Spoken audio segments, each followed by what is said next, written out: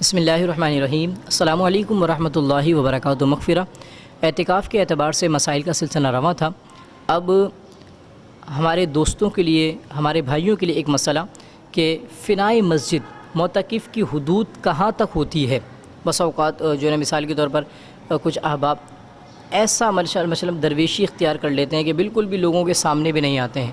نہیں بھائی، بالکل آپ آئیں گے سامنے، اور بس اوقات وہ کپڑے باندھ کر جو ہے نا اپنے گھوم رہے ہوتے ہیں کہ چہرہ نہیں دکھائیں گے۔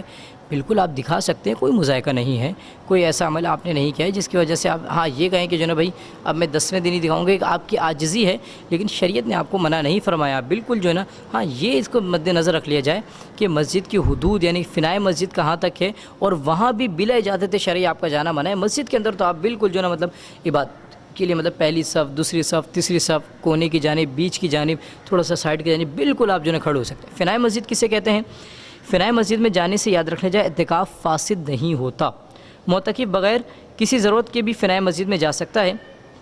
فنائے مسجد سے مراد وہ جگہ ہیں جو احاطہ مسجد عرف عام میں جس کو مسجد کہا جاتا ہو میں واقع ہوں۔ مسجد کی مسائل یعنی ضروریات مسجد کے لیے جیسے مینارہ، وضو خانہ، استنجا خانہ، غسل خانہ، مسجد سے متصل مدرسہ، مسجد سے ملک امام مؤذن وغیرہ کے حجرے، جوتے اتارنے کی جگہ وغیرہ، یہ مقامات بعض معاملات میں حکم مسجد میں ہیں اور بعض معاملات میں خارج مسجد میں۔ مثلا یہاں پر جنبی جس پر غسل فرض جا سکتا ہے، اسی طرح اقتداء اور اعتکاف کے معاملے مقامات حکم مسجد میں ہیں۔ معتکف بلا ضرورت بھی یہاں جا سکتا ہے، گویا وہ مسجد کے ہی حصے میں گیا ہے۔ حضرت صدر الشریعہ مفتی امجد علی اعظمی رحمۃ اللہ تعالی علیہ فرماتے ہیں، فنائے مسجد جو جگہ مسجد سے باہر اس سے ملحق ضروریات مسجد کے لیے، مثلا جوتے اتارنے کی جگہ، غسل خانہ وغیرہ، ان میں جانے سے اعتکاف نہیں ٹوٹے گا۔ مزید آگے فرماتے ہیں فنائے مسجد اس معاملے میں حکم مسجد میں ہے۔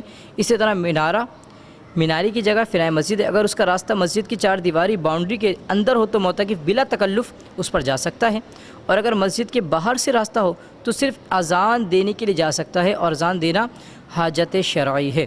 بلکہ اعلیٰ رحمۃ اللہ تعالی نے یہاں تک فرماتے ہیں جب وہ مدارس مسجد سے متعلق ہوں، ملحق ہوں، حدود مسجد کے اندر ہی ان میں راستہ فاصل نہیں ہے، جو ان مدارس کو مسجد کی 4 دیواری سے جدا کر دے، صرف ایک فصل یعنی دیوار سے صحنوں کو امتیاز کر دے، تو ان میں جانا مسجد سے باہر جانا ہی نہیں، یہاں تک کہ ایسی جگہ معتکف کا جانا جائز کہ گویا وہ مسجد ہی کے ایک قطع یعنی حصے میں گیا ہے۔ تو لہذا اس بات سے پتہ چلا یعنی کہ جیسے وضو خانہ ہے، غسل خانہ ہے، جوتے اتارنے کی جگہ ہیں، یا اسی کے ساتھ ساتھ مثال کے طور پر آپ یہ کہہ سکتے ہیں کہ فنائے مسجد کے اندر امام صاحب کے بعد جہاں مصلی بس اوقات رکھا ہوتا ہے وہ فنائے مسجد میں آتا ہے۔ اکثر لوگ کہتے ہیں بھائی آپ نے امام صاحب ممبر اور محراب کی جگہ جسے کہا جاتا ہے، اگر وہاں جائیں گے تو اعتکاف ٹوٹ جائے گا۔ ایسا نہیں ہے، فقہاء کرام فرماتے ہیں کہ یہاں پر بلا ضرورت بھی اگر انسان جائے گا تو اس سے بھی اس کے اعتکاف پر کوئی فرق نہیں پڑے گا۔ لیکن اب علماء نے بڑی خوبصورت بات فرمائی کہ آپ دیکھتے ہیں سامنے والا کہتا ہے اس سے اعتکاف ٹوٹ جائے گا، تو اپنے آپ کو ایسے موقع پر پیش نہ کریں۔ اگرچہ اس کے پاس علم نہیں ہے، لیکن آپ پھر بھی اس کو یا تو حکمت کے ساتھ سمجھائیں، یا پھر مثال کے طور پر اس کے سامنے ایسا عمل اختیار نہ کریں جس کا وہ بھائی ان کا تو اعتکاف ٹوٹ گیا ہے، یہ تو بغیر مطلب یہ کہ اعتکاف ٹوٹ گیا اب بھی جو نا مسجد کے اندر بیٹھے ہوئے ہیں، تو پھر ایک ماحول جو نا نزاع کا بنے گا، مسجد کے اندر فتنہ وغیرہ برپا ہوگا۔ تو اس کے لیے آپ علم پہلے بتا دیں، ان کو سکھا دیں، اس کے بارے میں آگاہی دے دیں، اس کے بعد اس عمل کو اختیار کیا جائے تو زیادہ احسن اور محبوب ہو جائے گا۔